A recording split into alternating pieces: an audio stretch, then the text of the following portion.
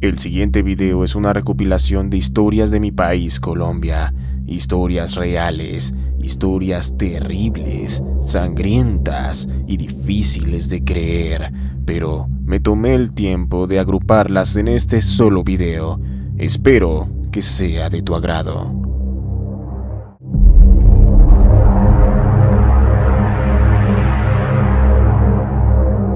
Estás viendo la sonrisa de dos sujetos que descuartizaron a dos jóvenes en Colombia.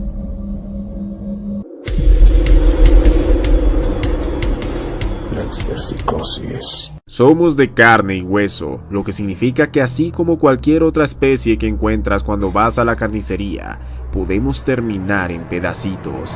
Pero lo más macabro de todo esto es cuando le sucede a alguien cercano, en este caso a las familiares de estas dos mujeres, quienes perdieron el rastro de sus seres queridos para enterarse de esta terrible noticia. Pero, ¿por qué alguien se encargaría de ellas con tanta sevicia? ¿Y quién lo hizo? Acompáñame a analizar este horripilante caso a continuación. Karen Giselle Canelo y Elizabeth Alejandra Rojas, de 21 y 17 años, eran dos amigas que vivían en el municipio de Yumbo, Valle del Cauca. Ambas eran mujeres extrovertidas que les gustaba estar muy activas en las redes sociales, por lo que a cada lugar donde iban publicaban estados y fotos en Facebook. Eso era prácticamente todos los días. Las jóvenes disfrutaban mucho de salir a cualquier lugar para divertirse y aprovechar su juventud. Por ello, cada vez que podían asistir a alguna fiesta, lo hacían. El problema es que ambas eran consumidoras recurrentes del alcohol y las drogas, algo que, quieras o no, influye mucho en la mayoría de personas de manera negativa, y lastimosamente lo descubrirían de la peor y más aberrante forma posible. El 19 de agosto de este año 2022, ambas se contactaron por Facebook para asistir a una fiesta que habían planeado. Se pusieron su mejor ropa para la ocasión y salieron desde Yumbo con destino a Cali, la capital del Valle del Cauca. Es allí el lugar en el que se llevaría a cabo la rumba. Ese día se despidieron de sus familiares y se marcharon. Nadie sabía que esa era la última vez que las verían con vida.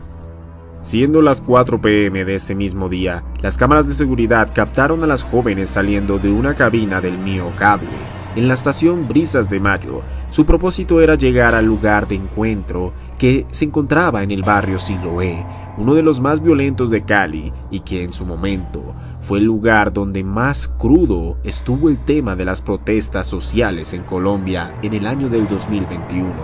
Sin embargo, todo marchaba como lo planeado. Los familiares de ambas revisaron las redes sociales para saber su paradero, y es así como se encontraron con estas dos fotos en los perfiles correspondientes de cada una. Recuerda muy bien la forma de vestir de ambas, porque eso resultó muy relevante para lo que te voy a seguir contando. El tema es que eso fue lo último que se supo de ellas. Algo muy extraño, pues sin importar el lugar o la ocasión, era muy habitual que ambas siguieran publicando en sus redes, pero eso no sucedió ni el día siguiente ni los demás. Para terminar de rematar, ninguna de ellas contestaba al teléfono, pues estos se encontraban apagados. Algo muy malo estaba sucediendo, y eso lo tenían muy claro sus familiares, por lo cual reportaron la desaparición. El 21 de agosto, algo espeluznante escandalizó a Siloé cuando dentro de una alcantarilla encontraron los restos humanos tajados en muchos trozos de una fémina. Habían dos motivos por los cuales, a pesar del irreconocible despojo de carne que realmente era aquello, se llegó a la conclusión rápidamente de que se trataba de una mujer, más específicamente de Karen Giselle. La primera, porque sobre los intestinos se hallaba un útero, y segundo, porque justo al lado se encontraba esta blusa, una de color azul idéntica a la de la foto de una de las desaparecidas, y que coincidía con la fecha y el lugar en el que se les perdió el rastro a ambas.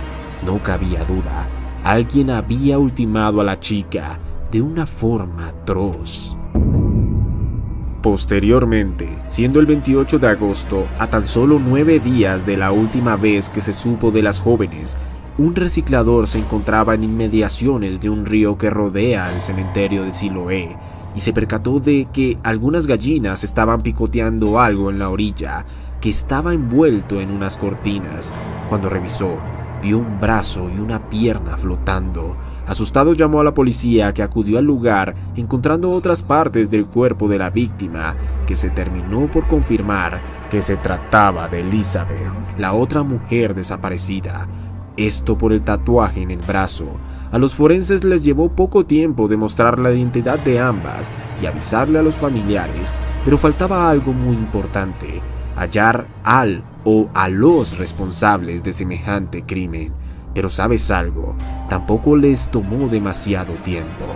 Gracias a las evidencias y a los testimonios de testigos que condujeron a la pista del culpable, las autoridades llegaron a la casa de Germán Evelio Ñáñez, que no solo estaba a unos metros de la alcantarilla en donde se encontraban los restos humanos de Elizabeth, también se desempeñaba como carnicero. De inmediato fue capturado, pero no solo era él el que aparentemente habría actuado en contra de las muchachas, sino además John Michael Lennis Arias, hijo del carnicero. El sujeto fue capturado al poco tiempo de efectuarse la primera captura. Las conversaciones en el chat de las víctimas y los testimonios de los vecinos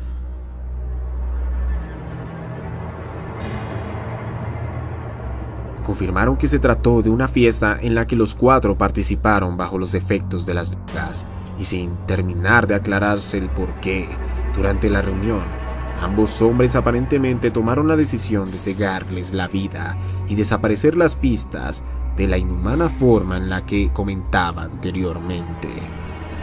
Un juez de la ciudad los envió a la cárcel para que enfrenten su proceso con la justicia privados de la libertad, pero en la retina de los familiares de las víctimas quedó esta imagen de los homicidas, que al ser capturados sonreían a la cámara como si se tratara de un juego.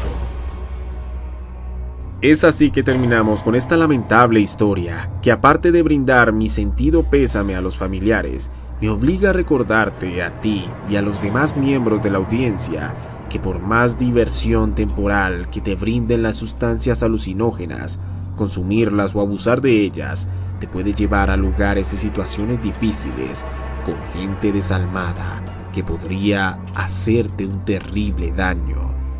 No todo es psicosis. Cuídate.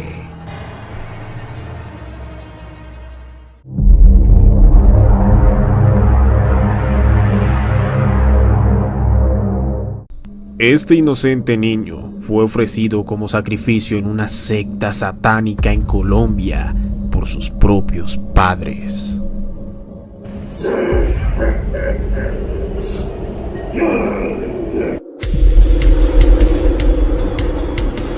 Dexter Psicosis. Esta historia es de las más horribles e indignantes que me he topado a lo largo de mi trabajo como narrador de historias aterradoras en redes sociales, y eso ya es mucho decir al tener en cuenta que llevo más de 5 años en el oficio. El pensar que por alguna creencia, sea cual sea, los propios padres de una criatura de escasos años pueden hacer algo tan terrible como lo que estoy por contarte, es de perder toda fe en la humanidad.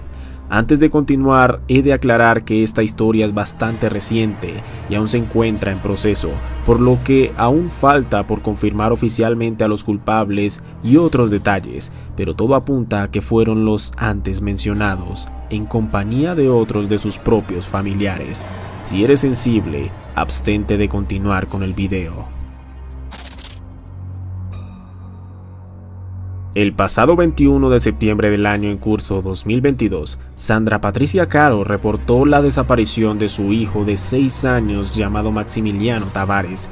Aquel día en el grupo de WhatsApp, las maestras del colegio donde asistía el niño se vieron extrañadas de que no hubiera asistido ese día, a lo que la madre primero les respondió que estaba enfermo, pero en las noticias parecía que sucedía algo diferente. El niño estaba desaparecido. La versión de la mujer es que envió a su hijo por arepas a la tienda que estaba en la cuadra de al lado, y cuando volteó la esquina fue donde lo vio por última vez. Dice que, preocupada al percatarse de que pasaba el tiempo y no regresaba, lo fue a buscar, encontrando que la tienda estaba cerrada y su hijo había desaparecido. La comunidad en Segovia, Antioquia, lugar de los hechos, se solidarizó con la causa y empezaron la búsqueda del niño ese mismo día en compañía de las autoridades. El tiempo pasaba y el caso se hacía aún más conocido a lo largo del país. Que pese a que han pasado 2 semanas, en este momento no hay pistas claras sobre el paradero del pequeño Maximiliano Cano. La madre del niño dijo el 2 de octubre que había recibido la llamada de alguien que afirmaba que el infante estaba en manos de un grupo ilegal. Además, posteó en su perfil de Facebook lo siguiente: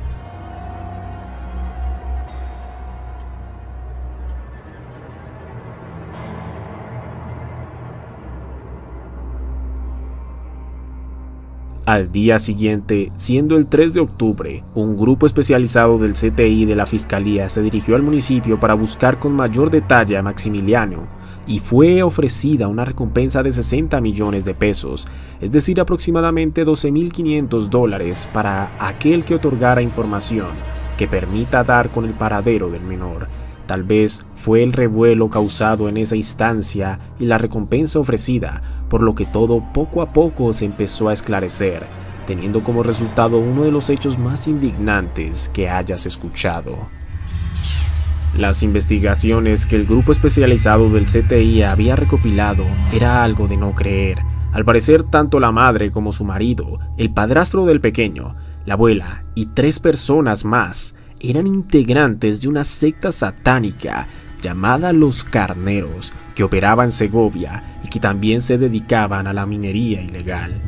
Esta versión fue conocida por las autoridades gracias a uno de los exmiembros de la secta, quien explicó los detalles del modo en el que operaban, y así se pudo conocer cómo actuaban. De alguna manera, y con el pasar de los días, la misma comunidad había corrido el rumor que dejó de serlo para convertirse en una realidad, por lo que se aglomeraron en la casa de la mujer y la intentaron linchar sin éxito, porque después del suceso fue reubicada. La gente ya sospechaba que la desaparición de Maximiliano no era una coincidencia y que su propia madre estaba implicada. Mientras se conocían más detalles del caso, las piezas empezaban a conectar y todo se volvía cada vez más oscuro. El padrastro sería el líder de la secta y al parecer impartía órdenes y ejercía control sobre los demás, indicaron desde la policía de Antioquia. Las declaraciones del exintegrante de Los Carneros fue clave también porque permitió saber el presunto motivo por el cual Maximiliano, al parecer, habría sido asesinado. Fabio Carmona, nombre del líder del culto, convenció a su pareja sentimental y a los demás miembros de que el infante estaba poseído por un espíritu, por lo que debían sacrificarlo, aparte de ser el causante de que no encontraran oro en las minas, por lo que una vez sacrificado les esperaban riquezas. Aparentemente, quien le había dicho que debía concretarse el crimen era uno de los miembros que también vivía en la casa de la víctima, asegurando que mantenía contacto con espíritus que le informaron sobre la ofrenda que debían hacer. La evidencia se hacía más clara luego de escuchar interceptaciones telefónicas, efectuar reconocimiento fotográfico, entrevistas, verificación de medios técnicos, dictamen médico legal y elementos materiales probatorios adicionales, siendo los más destacables que en el allanamiento a la casa de la madre de la víctima se encontraron muñecos vudú, libros de brujería, bebedizos en botellas de vidrio y un cuchillo que al parecer habrían sido utilizados para ritos y actos de brujería. Los investigadores concluyeron que hubo una presunta participación y coautoría de los antes mencionados en la desaparición del menor, por lo que al poco tiempo fueron capturados, específicamente el 20 de octubre. Lo más trágico de todo es que uno de los implicados en el homicidio, discípulo de la secta de los carniceros, acompañó a las autoridades hasta el lugar donde habían abandonado el cuerpo del menor. Es así como el 27 de octubre, hace tan solo unos días de publicado este video, encontraron el cuerpo del pequeño abandonado en medio de la nada. Los investigadores del CTI debieron bajar trochas y recorrer una zona boscosa ubicada a 1 hora y media de la cabecera municipal del municipio de Segovia para desenterrar el cuerpo que denotaba señales de tortura. El aberrante hecho fue confirmado por los forenses encargados de la necropsia. Este hecho tan repudiable aún no cabe en la cabeza de nadie, ni del país, ni de cualquiera que se entere del caso a lo largo del mundo, pues la frialdad tan descarnada en la que fue sacrificada esta pobre criatura a manos de su propia familia es inimaginable, porque nadie se habría imaginado que algo así podría ocurrir. Era difícil evitar algo que no parecía que fuera a ocurrir. El niño estaba bajo el cuidado de su madre, quien se supone tendría que haber dado la vida por él, y no algo completamente diferente como lo narrado aquí. Aún se espera que se dicte la condena de los indicados por los delitos de tortura, desaparición y homicidio a menor de edad. Sin embargo, lo más probable es que se pudran en la cárcel el resto de sus vidas, con la culpa sobre los hombros. Por último, se conocieron estas imágenes de la captura de la pareja criminal, en la que el padrastro tuvo una reacción bastante extraña y para otros ridícula, en la que parece estar poseído y riéndose al enterarse de que el cuerpo sin vida de Maximiliano había sido encontrado. Estoy sacando consiguen un padre. ¡Que haga lo que quiera! Téngalo duro, téngalo.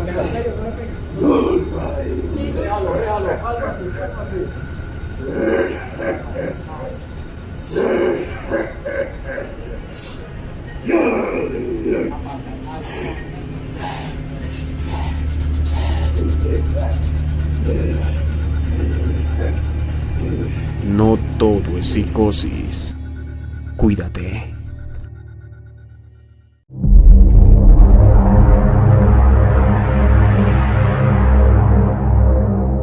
Se veía como un santo y terminó sacando el cuerpo de su novia en una maleta, luego de cegarle la vida con sus propias manos. Déjame te resumo el caso que está indignando a Colombia.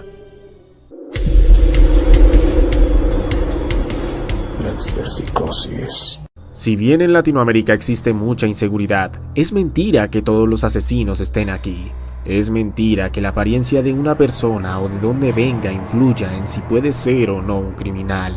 Eso lo refuerza muy bien este caso que sucedió en Bogotá a manos de este extranjero, cuando de un momento a otro asesinó a una joven DJ con un futuro brillante por delante. Valentina Tres Palacios era una joven DJ sumergida en el mundo de la guaracha, un género dance colombiano. Se perfilaba a sus 23 años como una de las DJs con más futuro en el país. Sin ser mayor de edad, le apasionaba tanto el género que por su corta edad no la dejaban hacer presentaciones en discotecas, a pesar de que era excelente en lo que hacía. Excelencia que ganó a pulso estudiando en una escuela de DJs que la llevó finalmente a presentarse no solo en Bogotá, sino también en varias ciudades del país e incluso fuera de Colombia. En 2019, el año de su debut, se llevó a casa el trofeo de DJ Revelación del Año en los Dance Awards de Colombia, un logro que le abría paso a su carrera musical y que lastimosamente no pudo continuar este año. 8 meses antes de los hechos, conoció a John Nelson Poulos, un estadounidense de 35 años del que nadie sospecharía que pudiera salir algún tipo de conducta como las que son la premisa de este video. Por el contrario, era un hombre de familia, devoto, debido a que asistía regularmente a la iglesia en Wisconsin junto a su esposa y 3 hijos. Uno de ellos lamentablemente padece una forma extraña de cáncer infantil, por lo que su historia se hizo conocida en la comunidad estadounidense y lograron recolectar donaciones para tratar su enfermedad.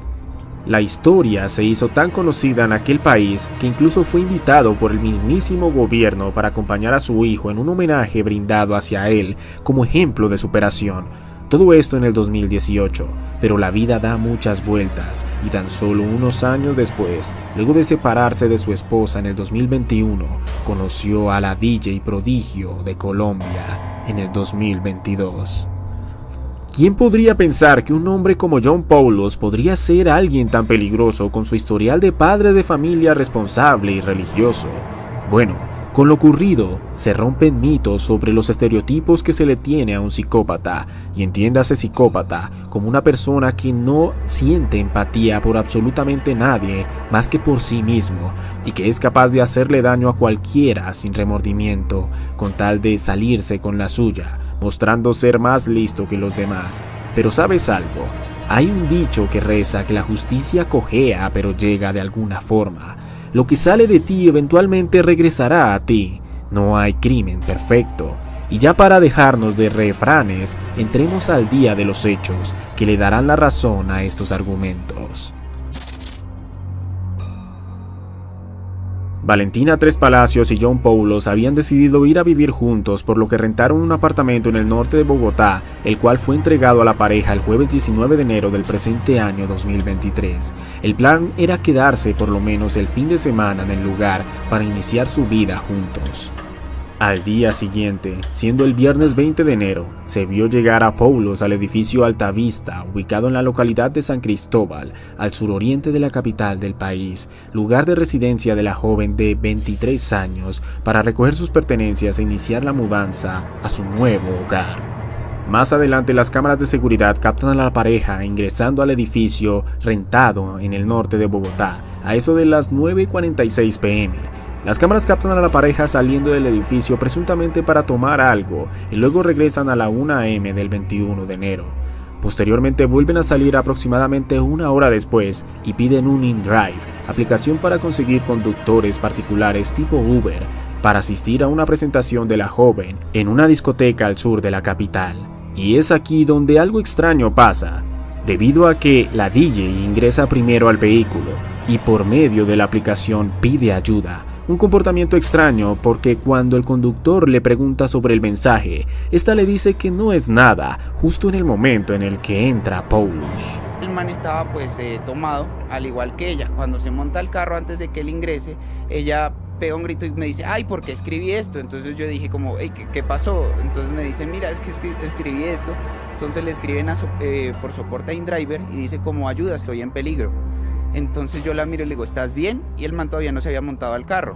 Entonces ella empieza como a manotear, el hombre entra y dice como, ¿qué pasó, baby? ¿Estás bien? Y entonces ella le dice, sí. Además de ello, durante el recorrido le pregunta al conductor que si sabe inglés, a lo que él responde que sí, para luego, según el testimonio del testigo, ver a la pareja chateando, probablemente para no despertar sospechas de una posible pelea. Ya a las 5 a.m. se ve a la pareja regresar al edificio donde se hospedaban y durante todo ese día, sábado 21 de enero, Poulos solo sale a recoger un domicilio y esta es la última vez que se ve a Valentina con vida. A las 10:43 p.m. en donde al parecer recibe a su pareja mientras lo graba con su celular de una forma extraña. Según las investigaciones, cuando era la medianoche al interior de la casa, el sujeto asesina a su pareja mientras se encontraba dormida con asfixia mecánica, y aunque la joven se intentó defender, nada pudo hacer para salvar su vida. Es ahí cuando, siendo el domingo 22 de enero a las 10 a.m., el sujeto saca en una maleta el cuerpo sin vida de su compañera y víctima.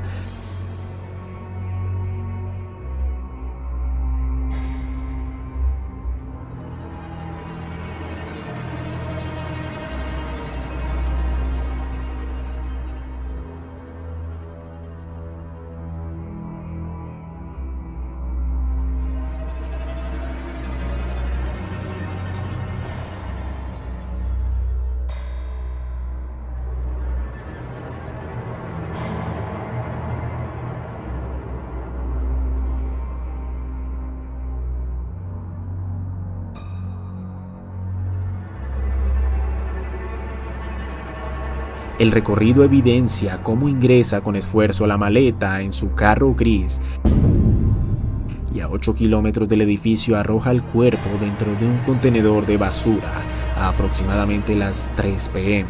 No se sabe qué hizo el sujeto durante esas 5 horas, pero se presume que estaba buscando el sitio ideal en donde nadie lo viera deshacerse de su víctima. 1 hora después se dirigió al aeropuerto El Dorado, arrojó en una caneca de basura el celular de su víctima, que luego fue encontrado por las autoridades y que es material de investigación, y huyó a Panamá, en donde días después fue capturado, deportado de regreso a Colombia y devuelto a las autoridades para ser sometido a la justicia. En este momento se sigue investigando el caso y se celebran audiencias de imputación de cargos que incriminarían a la estadounidense, que si bien no ha sido oficialmente declarado su culpabilidad, por lo que todo el material de este video se maneja como presunto o supuestos, la evidencia no da mucho margen de error para determinar su responsabilidad. Es ahora que te preguntarás el por qué cometió el homicidio, pero aunque no se han oficializado las pruebas que recaba la fiscalía, sí se tiene indicios de un comportamiento celopático y posesivo del hombre hacia la mujer. El feminicidio apunta a que fue un crimen pasional por los celos compulsivos del hombre. Es así como terminamos con este video del caso del asesinato de la DJ Valentina, que aún está en proceso, pero que nos deja una enseñanza clara de no juzgar por las apariencias. Siempre lo he dicho, nunca se sabe qué clase de psicópata se esconda detrás de una persona, sin importar su apariencia, edad, género o de dónde venga. Porque recuerda, no todo es psicosis. Cuídate.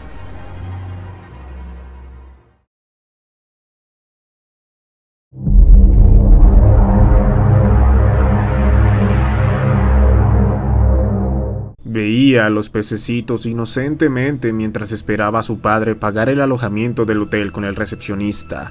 Momentos después fue asesinado por él mismo. Dexter Psicosis. Debo confesar que cuando sonó esta noticia en los medios de comunicación en Colombia, pensé mucho en si sería correcto hacer un video al respecto, pues me partía el corazón el solo hecho de escuchar el caso, y aunque hoy en día lo sigue haciendo igual, quiero darlo a conocer porque ahora más que nunca debemos dar un mensaje contundente sobre el por qué los niños deben ser separados de cualquier pelea marital o conflicto entre adultos, porque la inocencia que corre en su interior debe ser suficiente inmunidad para que ninguna persona, por más desalmada que sea, se meta con una de estas criaturas. Hoy te traigo un caso que conmociona a todo aquel que lo escuche, y uno de los que más tristeza me ha causado al relatar a continuación. Enrique González y Consuelo Rodríguez se conocieron en Bogotá, Colombia, e iniciaron una relación. Se fueron a vivir juntos y al año tuvieron un hijo llamado Gabriel Esteban González. El niño adoraba a sus padres, sin embargo, por razones que él no entendía, ellos se separaron. El motivo habría sido las conductas agresivas, los celos y el maltrato que recibía Consuelo por parte de su esposo. Las cosas no fueron fáciles para el sujeto, quien se negaba a aceptar que la relación había terminado y acosaba a la mujer hasta el punto de enviarle un sinfín de mensajes de texto y plantarse horas afuera de la casa donde solían vivir, solo para esperar el momento en el que ella saliera y pudieran hablar. Con el tiempo la situación fue escalando, tanto que Consuelo denunció el acoso por parte de su posesivo ex esposo, y la policía tomó medidas que, aunque le favorecieron, se quedaron bastante cortas para el peligro que representaba el hombre.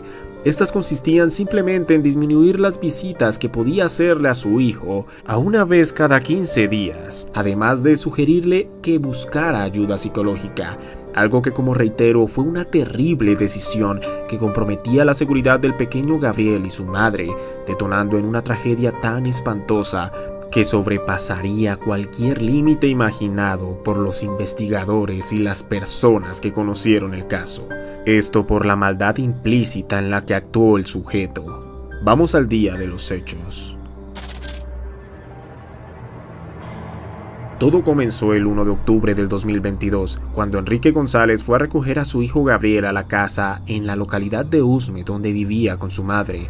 El pequeño siempre disfrutaba las visitas de su progenitor, tanto que, como lo indica Consuelo, contaba los días con los deditos de sus manos para verlo, un detalle que no se puede suprimir y que vuelve aún más doloroso el hecho a sabiendas del amor que le tenía a su propia criatura. Aquel lamentable día, el niño salió a recibir a su padre a la puerta, corriendo hacia él y abrazándolo con gran efusividad. Todo parecía ser una rutinaria visita del hombre para compartir un agradable momento con el niño, a quien llevaría de paseo al Parque Simón Bolívar, el más grande de la capital, o al menos así se lo hizo saber a la mujer, no sin antes pedirle que le prestara el baño antes de irse. Y este dato puntual es muy importante que lo recuerdes para el desarrollo de los hechos. Posteriormente ambos se fueron. Las horas pasaban y todo se empezó a volver preocupante, pues Enrique había quedado de avisarle a Consuelo lo que haría con el niño y el momento en el que se lo traería, pero en todo el día no ocurrió nada de esto. Lo único que se supo del hombre es que a eso de las 9 p.m. le avisó a su hermana que no regresarían esa noche y que fuera a recoger algunas pertenencias que había dejado en su moto ubicada en el barrio Castilla de Bogotá. Al llegar, la mujer encontró en el interior 8 millones de pesos en efectivo, aproximadamente $1,700 estadounidenses, además de instrucciones sobre qué hacer con el dinero. Algo sumamente extraño y que encendía las alarmas de que algo terrible estaba por suceder. A las 10 de la noche, una hora después de lo comentado anteriormente, el hombre por fin le escribió a su exmujer. Esta esperaba alguna respuesta positiva sobre su hijo, lo cual en el segundo previo antes de leer el mensaje le habría llenado de alivio. Sin embargo, lo que le escribió era que revisara el baño donde había escondido una USB.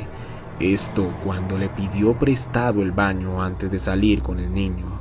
¿Lo recuerdas? En ese momento, la angustia invadía poco a poco su cuerpo y sus temores se materializaron cuando, al revisar el contenido del pendrive, encontró 2 archivos de video pertenecientes a su ex esposo, uno en el que le recriminaba por situaciones vividas en el pasado durante su relación y otro en el que le informaba que el niño moriría. Asustada, la mujer le informó a la policía del municipio de Tocancipá, territorio cercano a Bogotá y donde residía el hombre, de la horrible amenaza. Las autoridades de inmediato iniciaron un operativo de búsqueda y localización con el objetivo de encontrar a salvo lo antes posible al pequeño de 5 años. Lo primero que hicieron fue revisar las cámaras de seguridad, en la que descubrieron que el sujeto se había trasladado junto al menor a Melgar, Tolima, a 2 horas de Bogotá, hospedándose en el hotel llamado El Rey. Desafortunadamente, y a pesar de la rápida reacción de los uniformados para seguir su rastro, no llegaron a tiempo. En el hotel le pidieron información al recepcionista, quien indicó el número de habitación en el que se habían quedado y dijo que simplemente vio cómo un padre ingresaba con su hijo a pasar la noche sin nada extraño en el comportamiento de ambos. Y sí, ¿quién se esperaría que algo tan atroz estaba por suceder? Antes de ello, Consuelo recibió un mensaje del tipo a las 4 de la mañana en el que le informaba que unos minutos antes había acabado con la vida del infante por medio de asfixia mecánica. Las autoridades le confirmaron el hecho al encontrar en la habitación su pequeño cuerpo envuelto de pies a cabeza en una sábana. La policía también accedió a las imágenes de las cámaras de seguridad del hotel y en ellas se ve cómo el inocente Gabriel ve con curiosidad una pecera ubicada en la recepción mientras esperaba a su padre y también a su asesino. Nadie, y menos él, habrían imaginado lo que iba a pasar.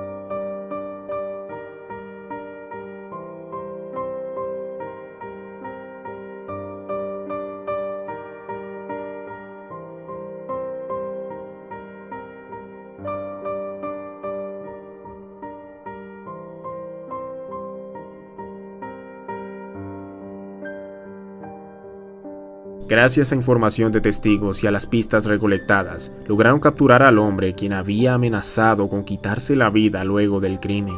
cosa que no cumplió, pues al momento de su captura, el maldito de mierda estaba huyendo a Girardot para evadir la justicia. No solo eso, su actitud calmada y fría la acompañó con un soborno fallido y fue enviado a una cárcel de máxima seguridad en donde podría enfrentar 50 años de prisión.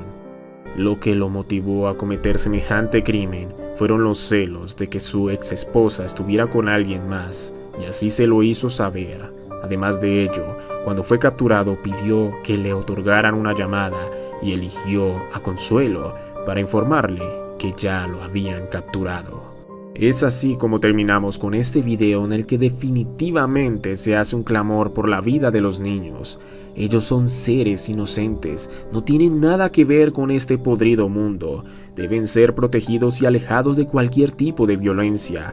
Usarlos como instrumentos de venganza es el acto más cobarde y ruin que una persona puede hacer en su vida. Y ojalá se pueda evitar que a hombres y mujeres inescrupulosos se les permita visitar a sus hijos si estos muestran señales de problemas psicológicos o tienen antecedentes intrafamiliares.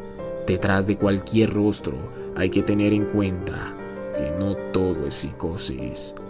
Cuídate.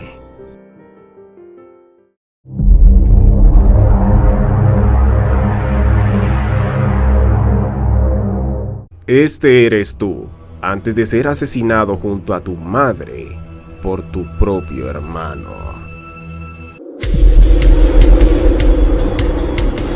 Blackster Psicosis. No importa si no eres creyente de alguna religión, bien conoces la popular historia escrita en la Biblia de Caín y Abel, un hermano mayor que por la envidia enloqueció y mató a su hermano. Pero incluso esto le queda corto a lo que le sucedió a Mauricio Leal y su madre Marlene Hernández a manos de Jonier Leal. Este caso, que inició como un aparente suicidio, terminó en muchas más cosas que estoy seguro te dejarán asombrado del mundo en que vivimos. Mauricio Leal era un estilista muy reconocido en Colombia. Era el encargado de darle look a reinas de belleza, a cantantes, actrices y modelos. Su estatus social era bastante alto, pero el 22 de noviembre del 2021 todo llegó a su fin cuando fue hallado su cuerpo en su misma casa, con heridas profundas de cuchillo, tendido en la cama junto al cadáver de su madre, con las mismas características fatales, y una nota de suicidio aparentemente escrita por él que decía lo siguiente: los amo, perdónenme, no aguanto más, a mis sobrinos y hermanos les dejo todo. Con todo mi amor, perdóname, mamá. 1124. El número sería la clave de su cuenta bancaria. Quienes hicieron estos hallazgos fueron Jonier Leal, el hermano de Mauricio, y el chofer que lo llevó a la casa sobre las 2:34 p.m. de aquel día de noviembre. Pero habían cosas que claramente no cuadraban. ¿Por qué alguien tan reconocido y exitoso se quitaría la vida? Y mucho más extraño, también la de su madre. Y la más cuestionable, ¿por qué con un arma blanca? Muchas cosas no tenían sentido del tema, y mientras se investigaba el caso, Jonier Leal reclamaba todas las propiedades de su hermano y otorgaba entrevistas a diferentes medios de comunicación sobre lo sucedido. Sin embargo, como era de esperarse, fue cuestión de tiempo para que se empezara a cuestionar la teoría del suicidio, pensando principalmente que se trataba de algún ajuste de cuentas por parte de narcotraficantes, ya que se encontraron nexos ilegales con el dinero de Mauricio Leal y estas organizaciones delincuenciales. Es así como el 15 de diciembre del 2021, las autoridades confirmaron que en realidad se trató de un asesinato, y los detalles que se dieron a conocer revelaban el escabroso crimen.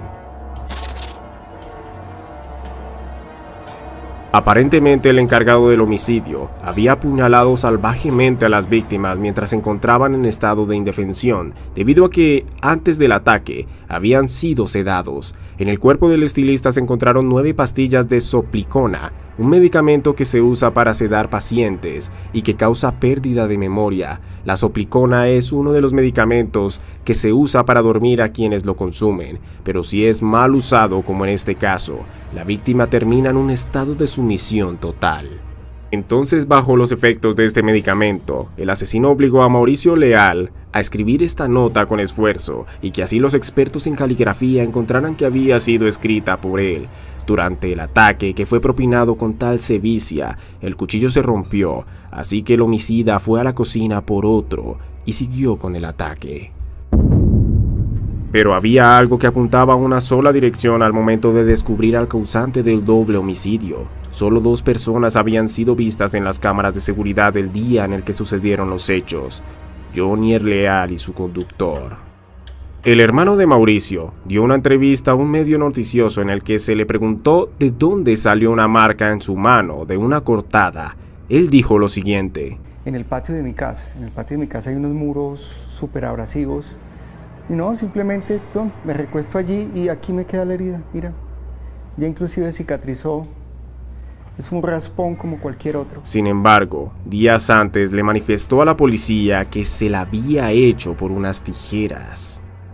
Fueron tantas las pruebas recopiladas por la fiscalía para incriminar a Jonier Leal que finalmente este terminó confesando el crimen a mitad de una audiencia que fue vista por decenas de miles de internautas el día 18 de enero del 2022, es decir, hace tan solo unos días. He tomado una decisión súper importante y muy personal. De manera libre y voluntaria, de aceptar los cargos a través de un acuerdo con la Fiscalía, y aprovecho la oportunidad para hacer mi manifestación de arrepentimiento, pidiendo perdón antes que nada a mi familia y a mis hijos, a las víctimas y a todo Colombia por los hechos acontecidos, y a comprometerme que jamás volverá a acontecer una situación de tal magnitud. Gracias, señora jueza. Los investigadores creen que el motivo por el cual Jonier Leal terminó con la vida de su propia madre y de su hermano con tal sevicia fue por los celos que éste reunía día con día por el éxito de su hermano, que él no podía conseguir, y también para adueñarse de todos sus bienes, motivo por el cual también acabó con la vida de su progenitora. Se estudia también si el criminal padecía de alguna enfermedad mental como la psicosis, pero quienes conocen mi frase sabrán que no todo puede ser atribuido a algo como esto.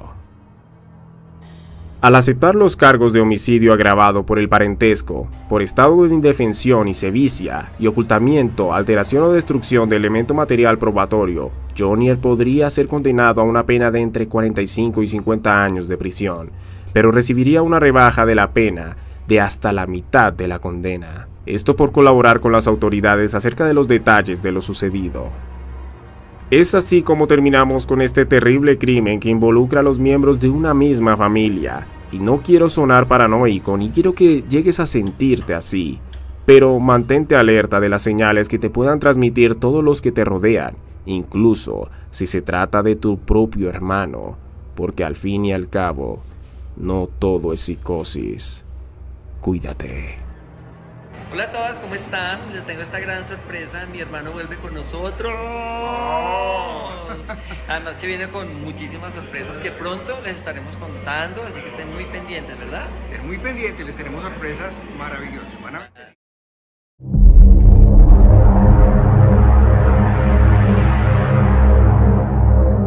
Se fue a vivir a Colombia para estar con el amor de su vida, pero esta chilena, en vez de eso, encontró la muerte.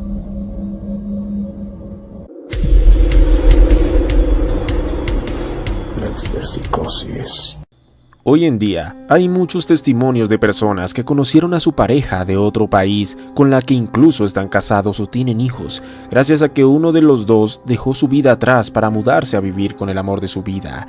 Y, aunque muchas de ellas terminan siendo bonitas historias increíbles, hay otras que por el contrario, tienen un desenlace macabro por confiar en aquel o aquella que no han terminado de conocer muy bien. Este desenlace le pasó a una ilusionada chilena que pensó que por fin había encontrado al amor de su vida y lo arriesgó todo por irse a vivir a Colombia, pero que no se imaginaba con qué clase de monstruo desalmado había decidido irse a vivir.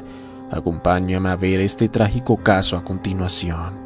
Ilse Amori Ojeda era una ciudadana chilena de 51 años que trabajaba hace 25 de ellos en la Policía de Carabineros de Chile, que a pesar de tener 2 hijos adultos y 3 nietos, se encontraba soltera y así le gustaba. De hecho, aseguraba que no necesitaba de ningún hombre y que disfrutaba su independencia, y parecía estar en lo cierto, ya que según quienes la conocieron, era una mujer que sabía lo que quería, de buen carácter y al mismo tiempo muy carismática y que amaba a su familia, a los que ponía siempre primero por encima de todo.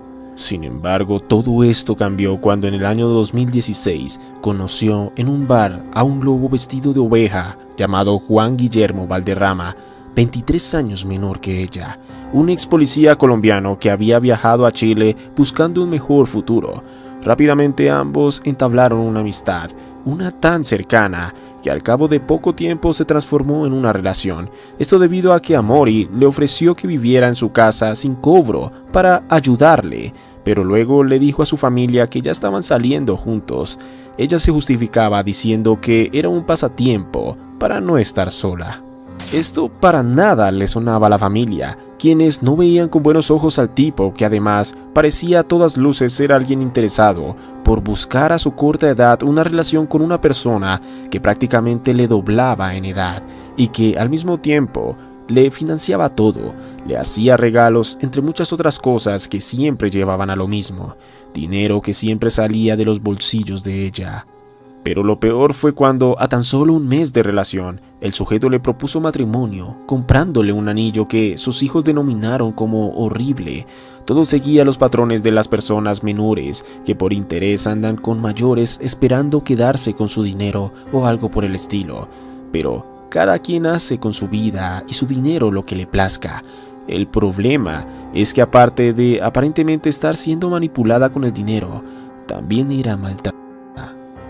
Los vecinos de la pareja decían que escuchaban constantes ruidos, gritos, golpes, todo proveniente de la casa de los antes mencionados, y todo se empezó a evidenciar más cuando a veces se le veían golpes a la señora, a los cuales ésta justificaba diciendo que eran simples juegos entre ellos, accidentes en el baño, entre otras excusas difíciles de creer.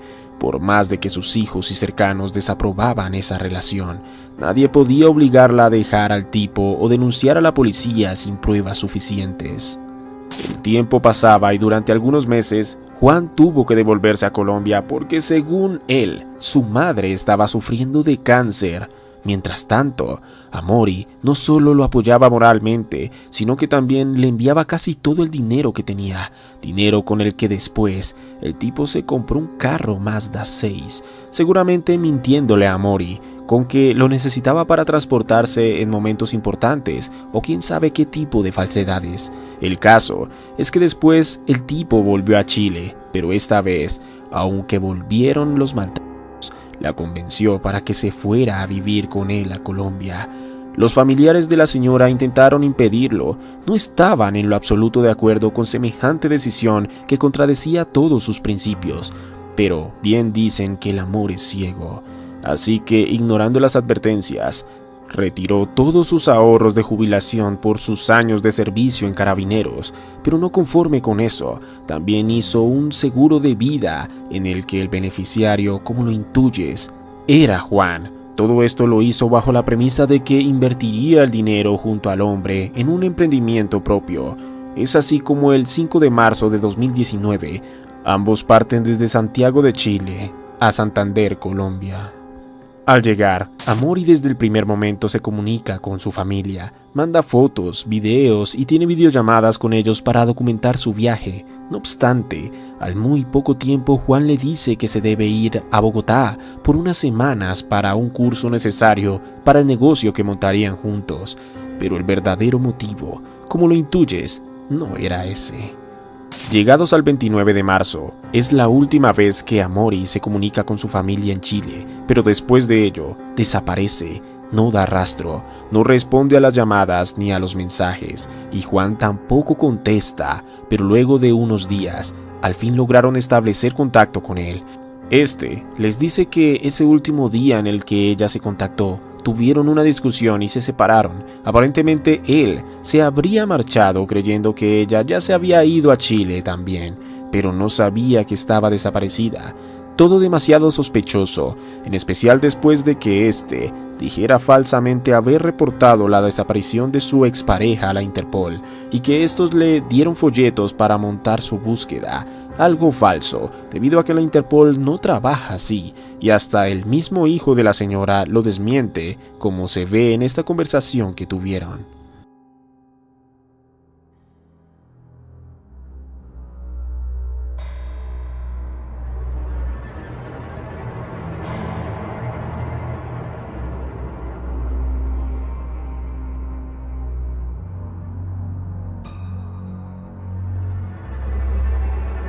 Pero es hora de contarte lo que realmente pasó y la forma tan lamentable en la que tuvo desenlace esta historia.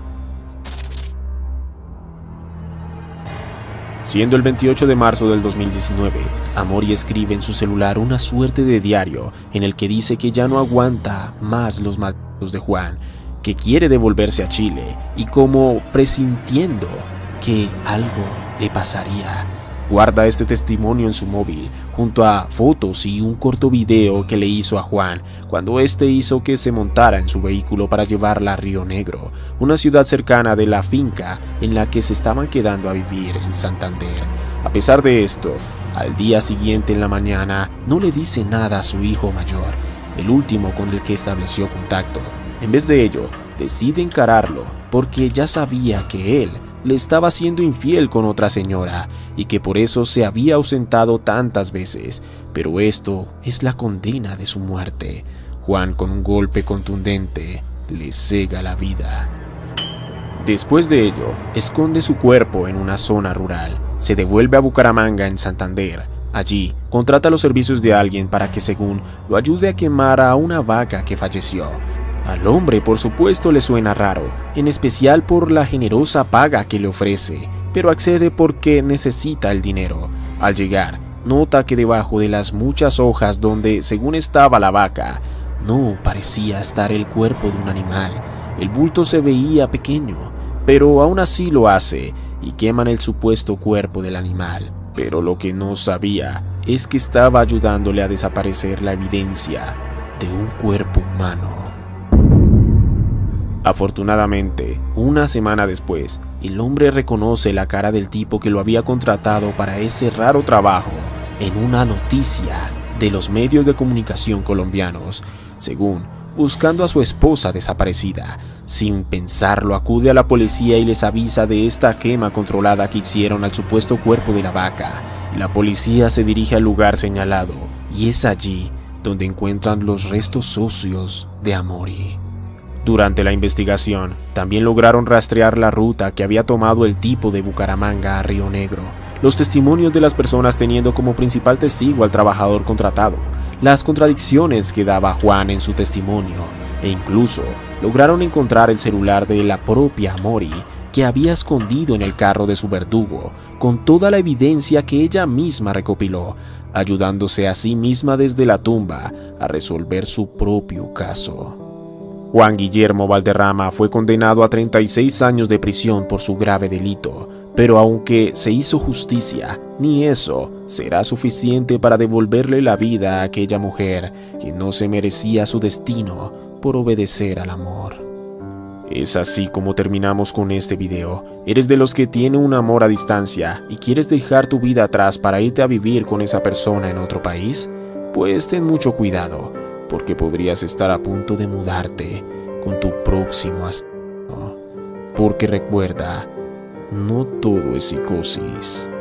Cuídate.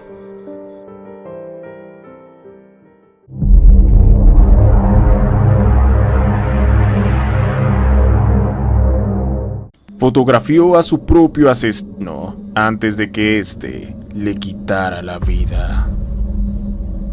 No, déjelo que se ahí sufra como sufrió la niña. Lexter Psicosis.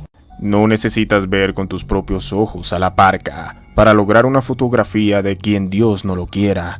Es el encargado de hacer su trabajo contigo en el mundo terrenal. Y eso es, en síntesis, la premisa de este siniestro suceso del que hablaremos el día de hoy, uno bastante indignante ocurrido a una pobre chica de solo 15 en Colombia, pero el desenlace del mismo puede que a la mayoría le parezca de algún modo satisfactorio, y ya sabrás el porqué, para que saques tus propias conclusiones. En una zona rural del norte de Santander, departamento de Colombia, residía Ana Karina Blanco, una adolescente alegre de 15 años a punto de graduarse de su escuela y que, a pesar de pertenecer a una familia de escasos recursos, quería luchar por sus sueños de estudiar en la universidad y ser una psicóloga profesional.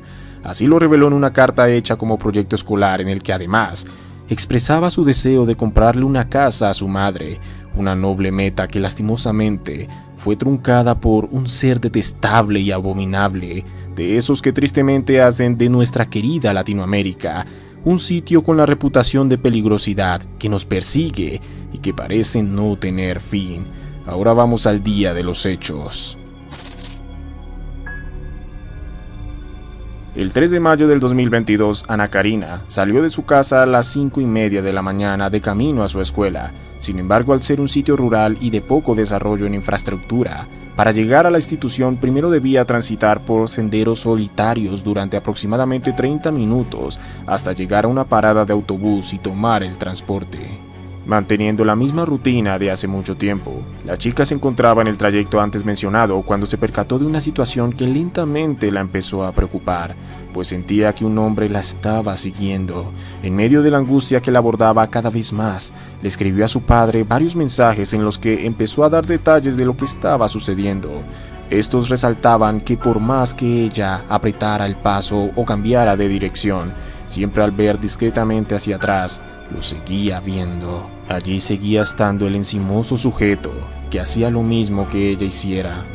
La situación se volvía tan preocupante que, como pudo, logró sacarle una foto un poco borrosa, pero convincente para identificar de algún modo quién era aquel sujeto que la acechaba. La imagen llegó al celular de su padre y de inmediato salió a toda prisa para protegerla cuanto antes, siguiendo el mismo camino el cual siempre debía recorrer su hija.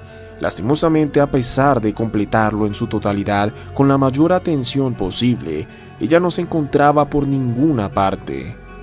El hombre quiso creer por un momento que si no lo había hecho, tal vez es porque ya había abordado el autobús hacia la escuela, pero nada más lejos de la realidad.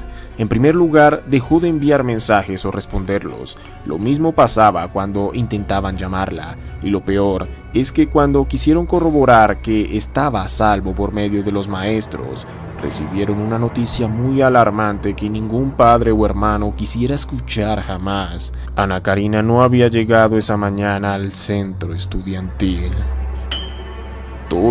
Cada cosa empezaba a seguir al pie de la letra con angustiosa precisión las características de un destino terrible a raíz de los mensajes de la joven, quien en ese punto ya había sido reportada como desaparecida, y en la localidad de Cáchira, lugar donde transcurrían los hechos, se corrió la voz rápidamente para intentar hallarla con vida, y al poco tiempo llegó la información sobre un hombre que trabajaba en una finca y que vio a su compañero de trabajo llegar tarde a cumplir sus labores de jornalero con la camiseta ensangrentada y posteriormente bañarse y cambiarse de ropa antes de iniciar la jornada. Además, cumplía las mismas características de aquella foto que ya estaba circulando por toda la comunidad. Dato en mano, los padres junto a un considerable número de pobladores enfurecidos se dirigieron a la finca señalada y ahí lograron identificar al sujeto de la foto, el cual era un ciudadano venezolano de 55 años. Al exigirle que diera respuestas sobre lo que había ocurrido, terminó confesando algo terrible, pues su perversión lo había llevado a violarla, aprovechando la soledad del lugar. Ahí mismo se encargó de quitarle la vida y la arrojó al río. Evidentemente, esta situación tan dolorosa no podía quedar impune, pero en ese momento la policía llegó al lugar para capturarlo y llevarlo en una patrulla a la estación para ser procesado por los delitos de acceso carnal violento y homicidio en primer grado allí. Es entonces que, luego de ser interrogado, reveló la ubicación del cuerpo de la joven, pero la multitud exigía justicia y esperaba a las afueras del lugar, así que las autoridades, a sabiendas de esto, intentaron trasladar al hombre a un lugar más seguro, cosa que siempre se debe hacer por protocolo. No, la comunidad no iba a dejar esto en manos del Estado. Él tenía que pagar conforme a su nivel de maldad. Es entonces que, enfurecidos, quitaron del camino a la fuerza a los uniformados que intentaban proteger al sospechoso, porque eso es lo que dicta su trabajo. Una vez hecho, utilizando armas blancas y otro tipo de objetos contundentes como rocas, en cuestión de segundos le causaron graves heridas que terminaron por causarle la muerte. Estas mismas personas le cerraron el paso a los policías o cualquiera que intentara auxiliarlo, hasta no cerciorarse de que el responsable de lo acontecido a Karina haya dejado de estar en este mundo. No, déjelo que ahí sufra como sufrió la niña. Más adelante se encontró el cuerpo de la joven en el lugar que había especificado el hombre ya declarado como fallecido, cumpliendo todas las características de la violación y el asesinato que había confesado. La policía, si bien lamentó lo sucedido al adolescente, también rechazó que se tome justicia por mano propia e inició una investigación sobre la responsabilidad de los pobladores que de uno u otro modo habían manchado sus manos de sangre con el fin de hacerle pagar al criminal por su cruel acto. Es así como terminamos con el video del día de hoy. ¿Qué opinas del desenlace de esta historia? ¿Estás de acuerdo con lo que hicieron los habitantes del lugar? ¿Apoyas la justicia por mano propia? ¿Crees que es mejor dejarlo en manos de las autoridades? ¿O de los mismos presos que a veces suelen cobrar venganza con esta clase de abusadores? Cuéntanos en la caja de comentarios. Antes de salir a cualquier lugar, incluso si este no tiene antecedentes de peligro, no te confíes. Alrededor de nosotros existen personas capaces de hacer cosas horribles para su propio beneficio. No todo es psicosis. Cuídate.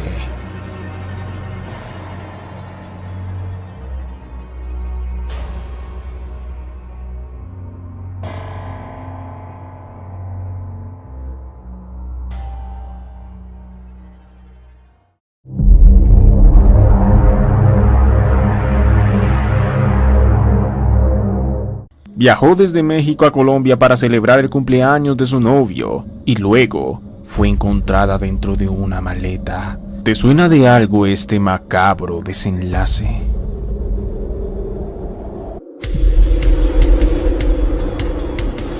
La exterpsicosis. El siguiente caso que te contaré es bastante reciente a la fecha de subido este video. Por ello, intentaré contarte toda la evidencia posible que nos ayude a entender y reconstruir el caso bajo la premisa de que algunos de los detalles pueden o no ser diferentes.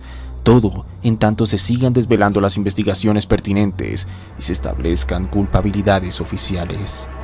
¿Recuerdas aquel retorcido, lamentable y viral caso de Valentina Tres Palacios? Aquella a la que le quitó la vida a su propio novio gringo y que luego fue captado en cámaras de seguridad cómo se deshacía de ella dejándola al interior de una maleta. Algo muy similar es lo que ocurrió en el caso que te traigo el día de hoy, de nuevo en Colombia y de nuevo por un tema pasional, el tema del que más se ha hablado últimamente. Acompáñame a ver el macabro hallazgo de Isabela a continuación. Isabela Mesa Sánchez era una chica muy joven de tan solo 19 años de Medellín, Colombia, pero que a su corta edad ya tenía un hijo de 3 años, al cual consideraba que era su motivo de vida, tal y como la vemos en este post. Además de ello, era como cualquier chica que a su edad tenía muchos planes y propósitos de vida, con un brillo innegable en sus ojos, que hacían evidentes sus profundas ganas de vivir y disfrutar de ello en el camino. Cuando tenía 16 años aproximadamente, viajó a México junto a su madre, en donde se radicó con su entonces recién nacido hijo. Sin embargo, no es allí donde parecía querer vivir el resto de su vida, pues durante su estadía estableció contacto con un viejo conocido, un soldado colombiano de nombre Sebastián Villegas, con el que se había conocido cuando apenas estaba en el colegio, ella con 13 años y él con 15, pero que se habían dejado de hablar por diversas razones, restableciendo su amistad cuando ésta ya se encontraba en el exterior por medio de las redes sociales. Sin embargo, su amistad escaló a una relación amorosa a distancia, pero ella no se imaginaría el precio tan caro que tuvo que pagar por haberse enamorado de un monstruo. Para esos tiempos en los que su relación se llevaba por medio del chat, llamadas o videollamadas, empezaron preocupantes amenazas por parte de Villegas a Isabela, en el que, sabiendo que su chica podría con relativa facilidad despertar la atención de otros hombres, le decía que si se enteraba de alguien que la intentara ligar o quitársela sentimentalmente hablando, él era capaz de matar al que sea e incluso matar a ella. Esto lo sabemos por los testimonios de la madre de Isabela, que llegó a escuchar este tipo de cosas provenientes de las largas videollamadas que mantenían. Tal vez ninguna de las dos habría medido la magnitud y la seriedad con la que este miserable se lo decía. Para junio del 2023, la chica volvió un tiempo a Medellín para trabajar con su tío y unos meses después, en noviembre, se volvió a ir a México. Este fue tiempo suficiente para convencerse de volver muy pronto a Colombia. No se sabe con exactitud aún, pero se cree que durante este lapso de tiempo, Isabela habría comprobado que quería estar con su novio, Sebastián Villegas. Por ello, tan solo un par de meses después, volvió a Medellín con su hijo. Allí se reencontraría con sus amigas, con su ciudad y se quedaría con su novio en casa de su suegra. Aún no es claro por cuánto tiempo, pero quería estar presente para cuando su amado cumpliera años el 16 de enero, fecha exacta en la que su vuelo arribaría al país cafetero. El plan era aprovechar que el batallón donde prestaba servicio el hombre de 21 años se encontraba cerca y de que éste estaría de permiso hasta el 2 de febrero para poder pasar los días juntos.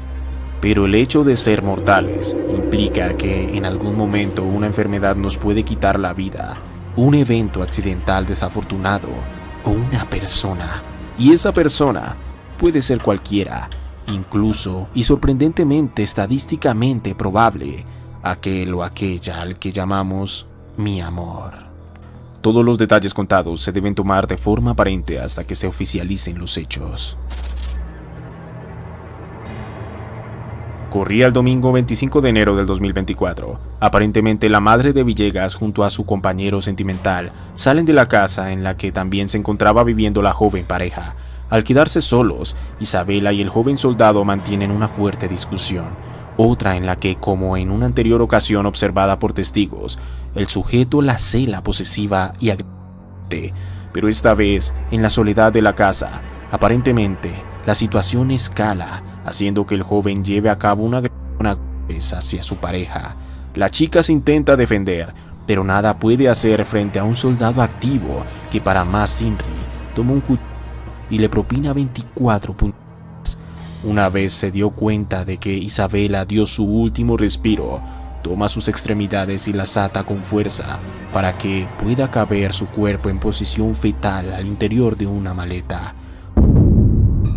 Una vez ocultado el cuerpo, es cuando llega su madre a la casa y el sujeto no puede evitar confesarle a ella que no podrá ser más soldado porque acaba de cegarle la vida a su propia novia. La señora, escandalizada al darse cuenta de la escena y la confesión de su hijo, decide correctamente dirigirse al mismo batallón donde presta servicio y ante las autoridades denuncia los hechos. Lo sucedido obliga a que Sebastián Villegas, sabiendo que una patrulla se dirige a su casa, decide ir por su cuenta al batallón y entregarse a las autoridades, corroborando la denuncia previa de su madre. El caso consternó a todos, en especial a la madre de Isabela, quien de inmediato emprendió su regreso a Medellín, viendo como ahora no sería una visita cualquiera, sino la gestura de algo que ningún padre quisiera pasar: adelantar los trámites para el velorio de su hija.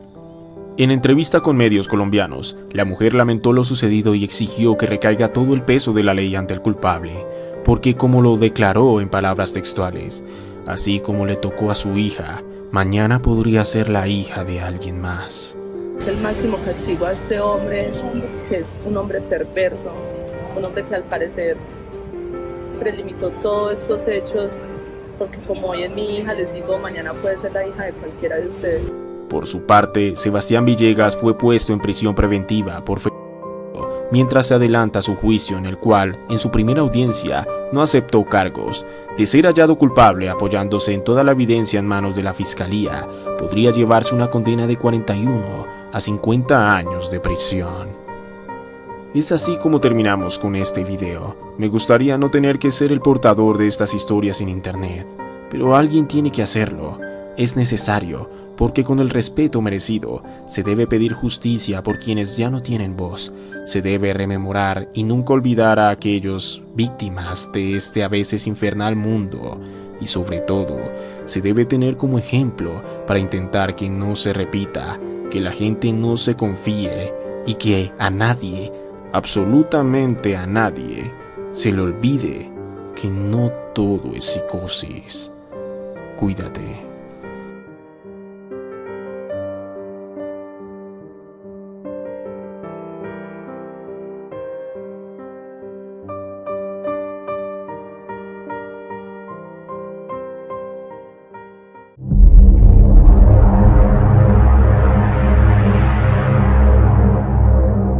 Salía de una cita odontológica y un vecino se ofreció a llevarla a casa, pero apareció sin vida. Este es el indignante caso de Emily.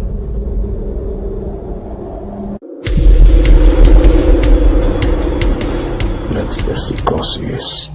Padre y madre de familia, esta pregunta va para ustedes. ¿Qué tan seguros están de que sus hijos lleguen a casa a salvo? ¿Acaso tienen alguna certeza? ¿Están haciendo lo necesario para ello? Espero que tengan en mente estas preguntas mientras escuchan este terrible caso, uno que indignó a todo un país y que seguramente también indignará a más personas alrededor del mundo a continuación. Emily Dayana Villalba era una chica colombiana que nació en un municipio llamado Chocontá, en Cundinamarca. A sus 15 años mostraba ser muy talentosa en la música. Se caracterizaba por poseer una alegría muy contagiosa. Todos los que la rodeaban la describían como alguien muy amable. Era la única hija de Juliana Vergara y Milton Villalba, la niña que iluminó sus vidas hasta aquel fatídico día.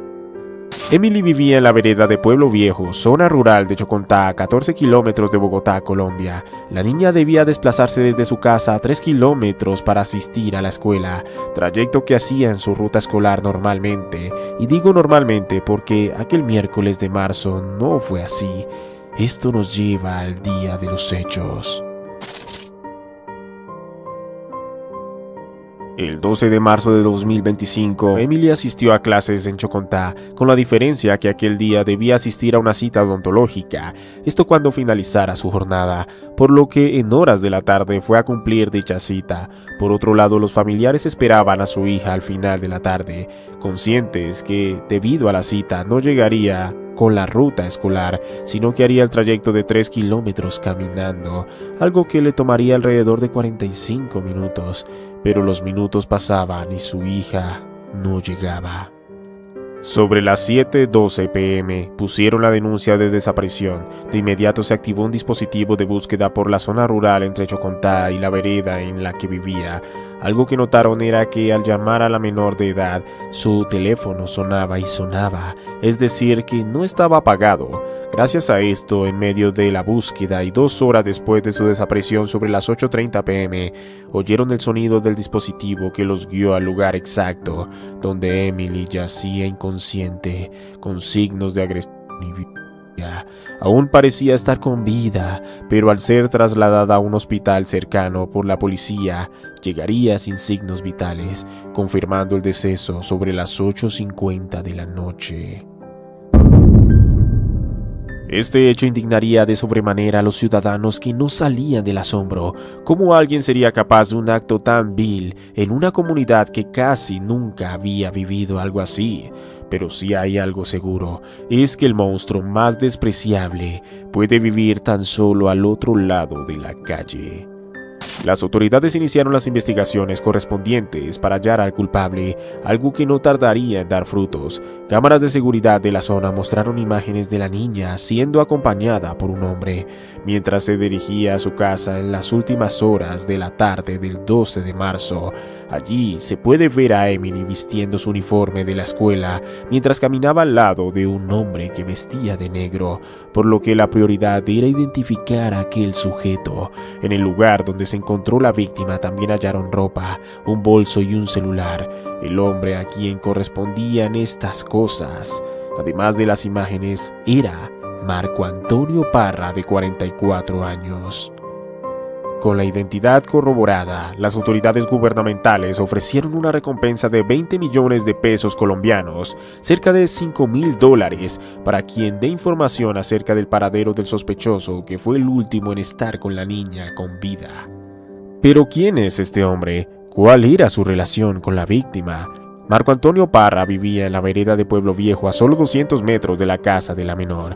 El sujeto se dedicaba a ser el chatarrero de la zona y también laboraba con cultivos de flores. Se cree que conocía a la familia de la niña, por lo que al parecer se le hizo fácil tener la confianza de la menor, que al ser interceptada por él, aceptaría que fueran juntos a casa. Otra cosa que la investigación reveló eran los antecedentes de Parra, pues había sido imputado a comienzos de los 2000 por un caso de robo y homicidio, dándole una pena de 20 años de prisión, que cumplió hasta el 2020, cuando salió libre. Al parecer, reincidir no le quedó difícil, aunque hayan pasado 20 años desde su primer homicidio.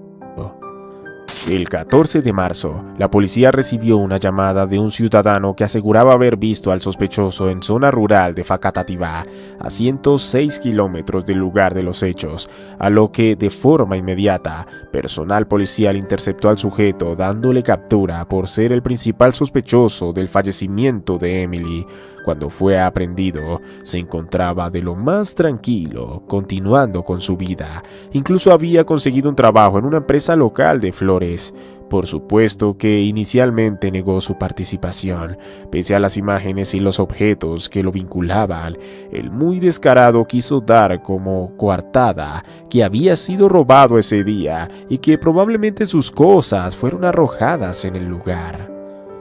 Nada de lo que hasta el momento ha dicho lo aleja de una culpabilidad prácticamente asegurada. Se cree planeó este ataque con mucha antelación. Estuvo esperando el momento idóneo para lanzarse a su víctima, primero tratando de ganarse la confianza para así acercarse sin levantar sospechas, y luego aprovechándose del momento perfecto, justo el día en el que la menor no tomaría la ruta escolar, viéndose obligado a caminar sola por 45 minutos en una zona boscosa muy solitaria y oscura. Indigna como alguien que representa un peligro para la sociedad estuviera en libertad, más cuando fue acusado de arrebatarle la vida a alguien más en el pasado, seguramente producto de las bajas penas en este caso. Bueno, otra cosa que podríamos analizar era la situación en la que la niña de 15 años llegó a este escenario tan expuesto, algo en lo que no pienso detenerme a analizar a detalle por solidaridad con la familia. Ustedes como audiencia sacarán sus propias conclusiones. Los padres de Emily se encuentran consternados con lo ocurrido. Al igual que ellos, toda la comunidad pide justicia. Piden que le den una condena ejemplar al responsable, acorde al gran mal que ha hecho. Que, aunque eso no le devuelva la vida a un ángel que ahora nos acompaña, por lo menos dignifique su partida. Dañó su cara y su cuerpo, dijo su padre, que nunca podrá superar el trauma de ver aquella noche a su hija. La autopsia diría las causas exactas del deceso de la menor. Las primeras versiones apuntan a una asfixia mecánica después del aborto. Hoy solo toca esperar los resultados finales que esclarezcan este caso. Independientemente de todo, lo que más lamenta la comunidad es el daño que se hizo a un ser lleno de ilusiones y metas. Ojalá y la justicia pueda ser ejercida con mano firme contra el depredador. Cuida a tus niños, no te confíes. Cualquier medida de seguridad será poca. El mal puede acechar en todo momento y puede tenerlo toda persona, incluido tu vecino. Porque recuerda, no todo es psicosis. Cuídate. Nadie merece que le quiten a una compañera, a una amiga, a una hermana, a una hija. Nadie merece eso.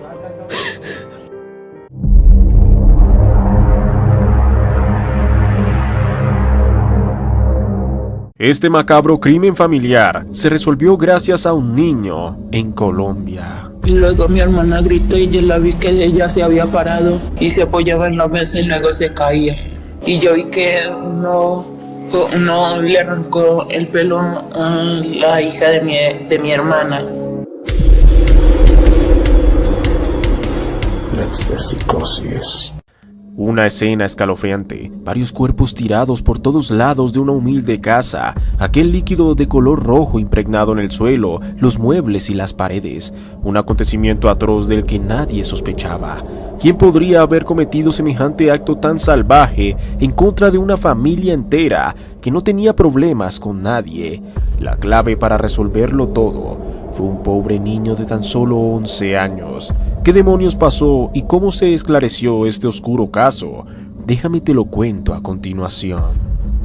Vámonos a la Comuna 13 de Medellín, en Colombia, bastante famosa por haber sido uno de los lugares más peligrosos de todo Colombia, pero que hoy es bastante turístico gracias a un proceso de transformación a través de la cultura. Sin embargo, como en casi todo el mundo, no está exenta de que sucedan crímenes, y uno bastante horrible le ocurrió a una pobre familia del barrio Villa Laura.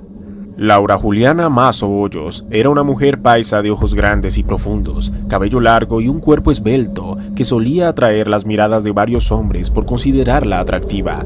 Además, siempre fue buena estudiante y con una actitud positiva. De hecho, mientras estudiaba atendía una tienda familiar en su barrio con su característica sonrisa y amabilidad.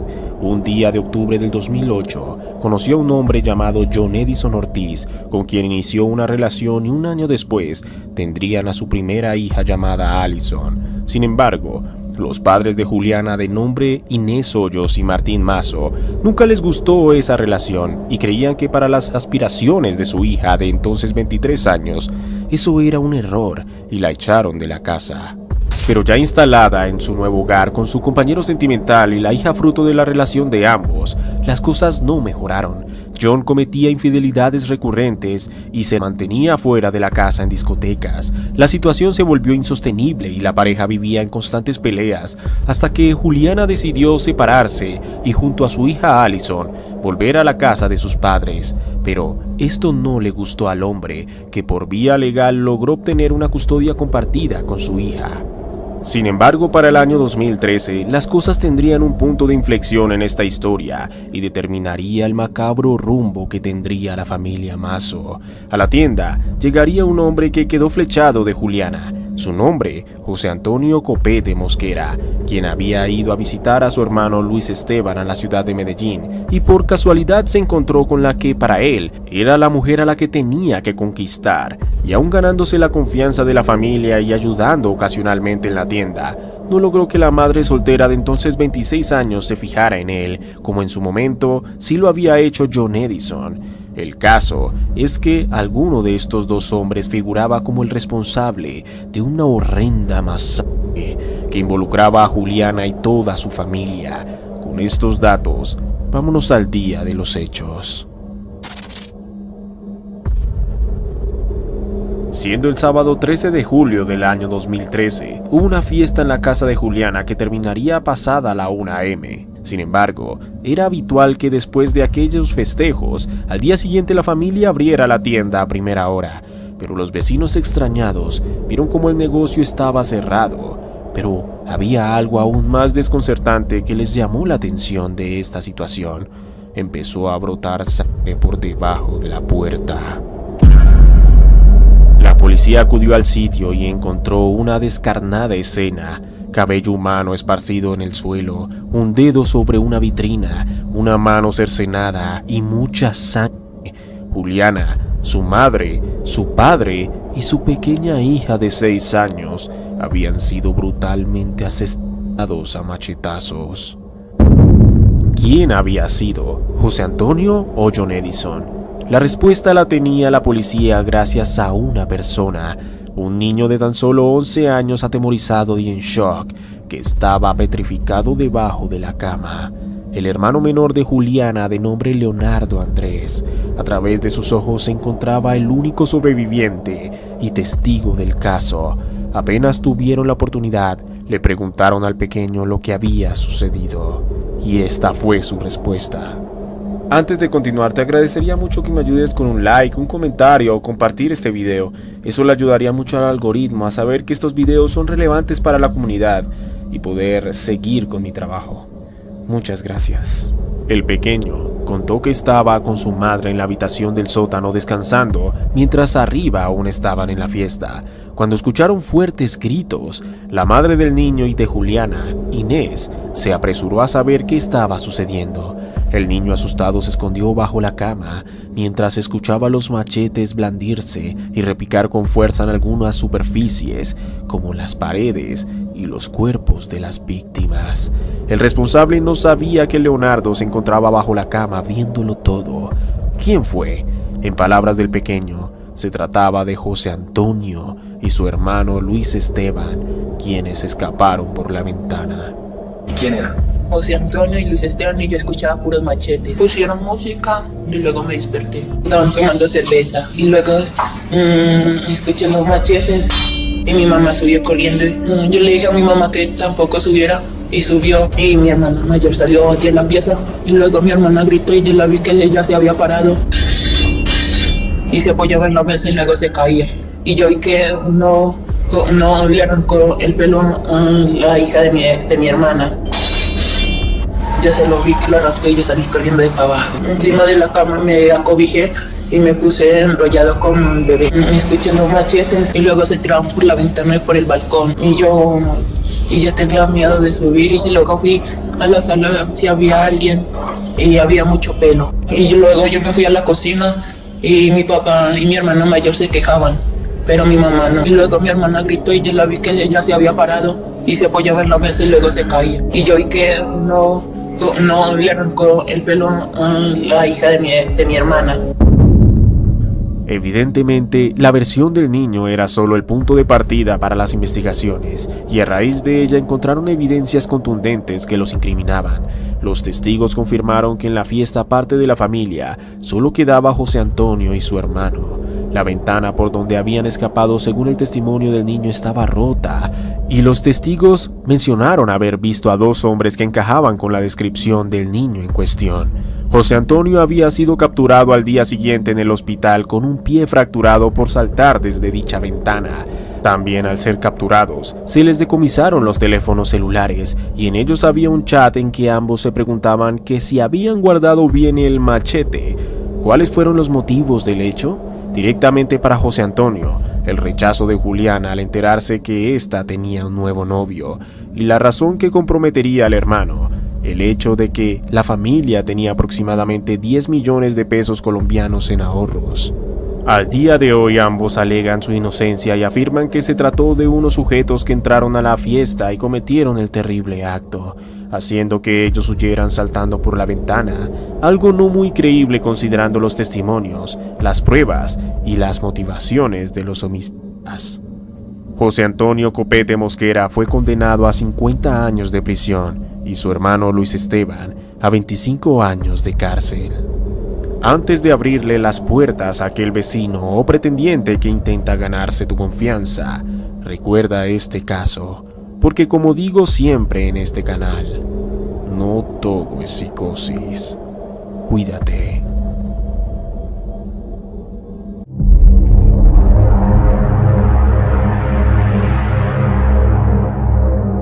Mande una ambulancia. Dejan de disparar a mi esposa. Por favor. ¿En dónde va? Hacia la ciudad real. Casa Palmar, dejan de disparar a la esposa. Su propio primo y al mismo tiempo esposo fue el único testigo de su muerte y también el único sospechoso. Dejan de disparar a mi esposa. En el radar están viendo una ambulancia, que hay una persona 910 por 911. En la subida radar, Casa Palmar. Por favor, estoy disparando a mi esposa. Blackster Psicosis.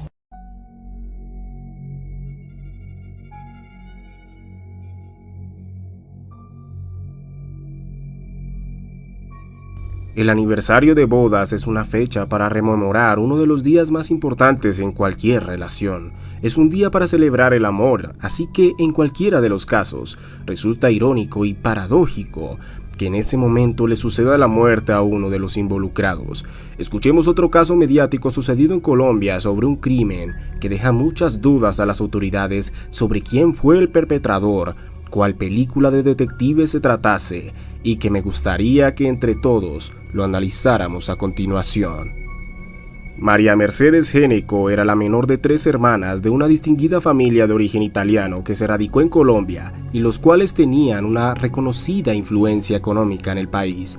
Desde muy pequeña, Merza, como era conocida por su familia, fue alguien extrovertida y vivió en Bogotá gran parte de su vida, teniendo una infancia feliz y tranquila. Desde joven la mujer empezó a tener un interés amoroso por su propio primo hermano, llamado José Manuel Géneco Valencia, quien le llevaba 11 años de edad y que era el típico primo carismático de la familia, líder y que tocaba todos los instrumentos, un amor platónico que por temas de distancia y edad estuvo en pausa durante varios años en los que Mercedes se convirtió en comunicadora social de la Universidad Javeriana. Es entonces que mientras enseñaba a niños en su profesión de maestra de inglés, conoció a Armando Serrano, con quien se casó a los 3 meses y tuvo 2 hijos. Pero en el 2007, cuando la mujer tenía 39 años y su primo 50, se reencontraron en una reunión familiar en la ciudad de Popayán, y de ahí volvió a florecer esa intensa chispa del amor que desconocía de vínculo familiar o de compromisos maritales que no solo tenía Mercedes, sino el mismo José Manuel, quien también estaba casado y tenía una hija. Ambos terminaron su matrimonio actual y decidieron comenzar una relación juntos, sin importar la opinión de los demás y cualquier limitante de los que te acabo de mencionar. Los años pasaron, ambos se casaron en el 2012 y posteriormente, gracias al reconocimiento y prestigio que tenía José Manuel como abogado en la isla colombiana de San Andrés, decidieron construir su hogar en el archipiélago, una hermosa casa que financiaron a punta de deudas, un dato no menor e importante a tener en cuenta para el desarrollo de este caso. Las cosas, sin embargo, parecían siempre ir bien en la relación. Ambos se amaban y eso lo hacían notar no solo en las redes sociales, sino que los allegados a los Géneco también daban fe de ello. No parecía haber un tercero involucrado en una relación que era sólida, según lo que se podía apreciar de ella. Pero si toda esta historia fuera tan perfecta, no estaríamos hablando de ella en este rincón de internet. Así que nos transportamos en este momento al día de los hechos, donde todo cambió. Corría el 5 de octubre del 2021. La pareja estaba celebrando su aniversario número 9. Extrañamente ese día no hicieron lo que usualmente hacían, al ser una pareja romántica y hasta empalagosa, como decía una de las mejores amigas de Mercedes. No salieron a cenar o algo por el estilo, simplemente decidieron quedarse en la casa y pedir comida a domicilio. Y según el testimonio de José Manuel, en el cual basaremos la única declaración que existe real o no, debido a la falta de testigos, la mujer observó a través de la ventana la silueta de unos hombres que, al parecer, acechaban la casa con un propósito desconocido, pero que sugería que se iba a tratar de un asalto. José Manuel le gritó a su esposa que iba a subir por el revólver, el cual según él se trataba de un arma traumática. Según lo que nos cuenta, le tomó 10 segundos subir al segundo piso y tomarla, pero que durante ese tiempo escuchó un impacto de bala y al llegar al lugar encontró a su esposa gravemente herida, diciéndole que no podía respirar. Acto seguido, el sujeto disparó supuestamente por la ventana para ahuyentar al maleante, para luego hacer la siguiente llamada a emergencias. Hay una ambulancia. Dejan de disparar a mi esposa. Por favor. ¿En dónde va? Hacia la ciudad real. Casi Palmar, le acaban de disparar a la esposa. Le acaban de disparar a mi esposa. En el radar están pidiendo una ambulancia, que hay una persona 910 por 911. En la subida real, Casa Palmar. Por favor. Se dispararon a mi esposa. Las autoridades llegaron rápidamente y se llevaron el cuerpo gravemente herido de Mercedes en una patrulla. Lo extraño es que su esposo no la acompañó camino al hospital en el vehículo y se quedó varios minutos aún al interior de la vivienda. Luego llegó al hospital y siendo las 9 p.m. le informaron que su esposa había fallecido por el impacto de bala que la atravesó en un costado del torso. Aunado a eso, el hombre tenía carro, por lo que pudo haberla llevado al hospital con mayor prontitud al tratarse de una isla. Sin embargo, el hombre nos explica que al no contar con el entrenamiento no lo iba a hacer para no herirla más. Una razón válida, pero que a la vez deja que pensar porque he estado en su lugar de alguna forma, y el sentir que un familiar depende de llegar al centro hospitalario para salvarse hace muy difícil que uno pueda evitar llevarlo por sus propios medios, para no depender de una espera que podría ser mortal. Pero como reitero, es solo mi punto de vista de la situación. Continuemos. Aparte de esto, se encontraron otras pruebas por la fiscalía suficientes para que 8 meses después fuera capturado y se mantenga en prisión preventiva mientras se lleva a cabo el proceso judicial del caso, que aún está en proceso. Quiero que analicemos esas pruebas y motivos sospechosos que, a consideración de la fiscalía, pone al esposo y primo de la víctima como culpable. No sin antes aclarar que, por temas legales, todo lo que se hable en este video lleva como premisa la palabra supuesto, hasta que no se oficialice y se dicte la sentencia al responsable de la muerte de Mercedes.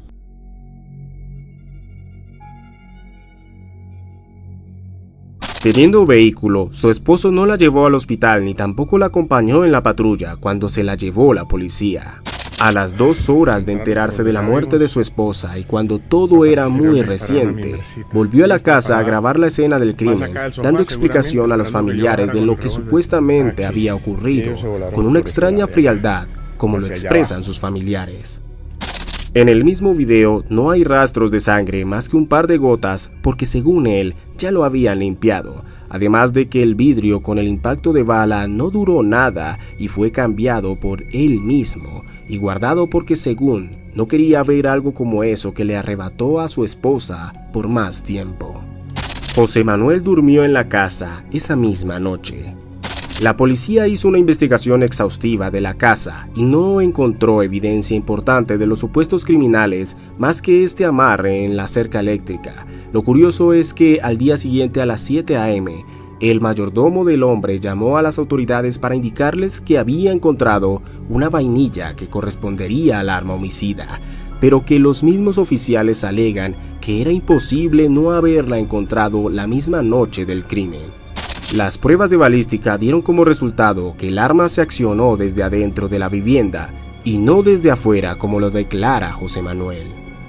La policía hizo una investigación profunda para seguir el rastro de los ladrones. No se encontró ninguna evidencia del supuesto camino de la huida de los ladrones, ni siquiera evidencia de las cámaras de seguridad del sector.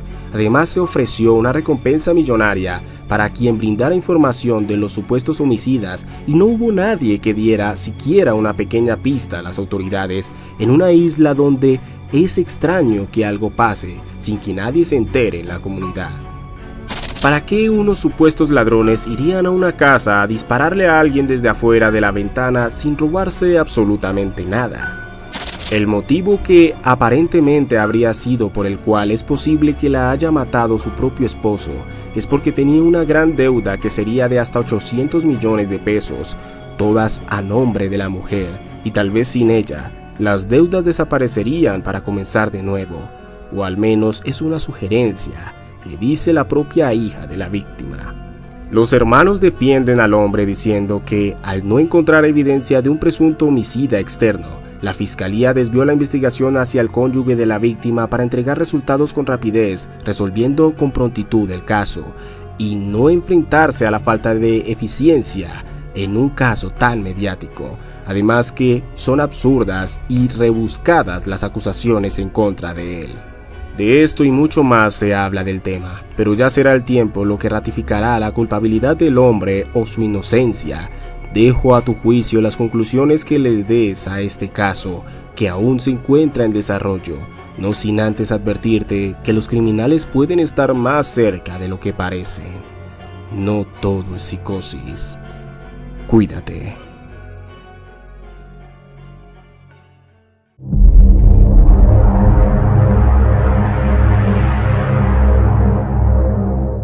Iban a pasar año nuevo en una finca y murieron faltando tan solo 30 minutos para la medianoche. Duele hacer este tipo de videos, pero con todo respeto a las víctimas, debo hacerlos, porque es mi trabajo para que las personas se prevengan, y también es el ciclo de la vida. Irónicamente, los últimos minutos del año para esta pareja fueron los últimos de su vida. Era el último día del año, Eran los últimos minutos y aún estaban conduciendo en la carretera a escasos kilómetros de su destino, lugar en donde finalmente gritarían el feliz año, pero esto nunca llegó a pasar. Ocurrió el 31 de diciembre del 2023 en Colombia, en una vía del centro del país. Para ser más exacto, en la vía que de Melgar conduce a Carmen de Apicalá, esto en el departamento del Tolima. Ambos destinos turísticos de preferencia para muchos colombianos, en especial para los capitalinos. Una pareja en compañía de su perrita se movilizaba sobre las 11:30 p.m. en vísperas de Año Nuevo, es decir, a tan solo 30 minutos de gritar el feliz año. La vía era tranquila, con una iluminación tenue, pero con las típicas curvas que, aunque pocas, se caracterizan por ser peligrosas para aquellos que se distraigan tan siquiera un poco, pues en varios tramos se perdían en la oscuridad profundos abismos característicos de la geografía andina. Es en ese escenario que ocurrió lo peor. El conductor del vehículo que cruzaba aquella zona perdió el control y se salió de la vía, con la mala fortuna de caer en un abismo de más de 20 metros, para luego prenderse fuego e incinerar a sus ocupantes en solo segundos. Bueno, y continúa la conmoción por la muerte de una pareja de esposos en un accidente de tránsito en la vía Melgar, Carmen de Apicalá. El año nuevo llegó y el primer trabajo de rescate se ejecutó. Se realizan las labores de recuperación de los cuerpos a través de la utilización de equipos especializados, ya que era muy difícil la recuperación de los mismos. En primera instancia no se pudieron identificar a las víctimas que estaban completamente calcinadas, pero tristemente la pareja de esposos más tarde fue identificada como Andrés Felipe Euse, de 41 años, y Lisette Caterine Hoyos Barragán, de 31 años. Ambos bogotanos trabajaban en la misma empresa, él, líder del departamento de servicio al cliente, y ella, una administradora de empresas dedicada al sector financiero, ligado a un banco importante. Además se sabe que dejó a un hijo de tan solo 9 años. De la perrita, Mía, no se sabe nada. Se cree que salió del vehículo antes de incendiarse, pero su paradero es desconocido. Vivimos todo el año asegurándonos de que todo salga bien. Corremos en el trabajo, corremos en la escuela, la universidad e incluso en los quehaceres de la casa. ¿Por qué hacerlo también cuando estamos de vacaciones? Es quizás una paradoja de la vida. Piénsalo. ¿En tus vacaciones realmente te tomas todo con calma? Las autoridades aún no terminan la investigación de la cadena de sucesos que desembocó en el accidente, pero como lo dije anteriormente, lo único que los bomberos dijeron es que las personas estaban completamente calcinadas, razón por la que se tomaron muchas horas en identificarlos. Estaban completamente irreconocibles. Un final completamente trágico y violento para unas personas que solo querían recibir el año nuevo con las mejores energías. No sabemos qué pasaba en el automotor momentos antes del siniestro, pero se presume que quizás llevaban prisa por llegar a su destino antes del año nuevo. Esta vez no lo consiguieron y el precio a pagar fue muy alto. Además de ello, los familiares de estas pobres víctimas tendrán que recordar este episodio tan doloroso justo 30 minutos antes de cualquier año nuevo. Presta atención en todo momento en lo que haces, más cuando tienes personas que te esperan. Ya sabes lo que dicen, es mejor tarde que nunca. La vida se va en un suspiro, al principio del año o justo al final. Detente un momento y prioriza lo que realmente es importante, tu vida. Porque no quieres terminar en uno de mis videos como una más de esas historias trágicas que solemos contar en este rincón de internet. Porque recuerda, no todo es psicosis. Cuídate.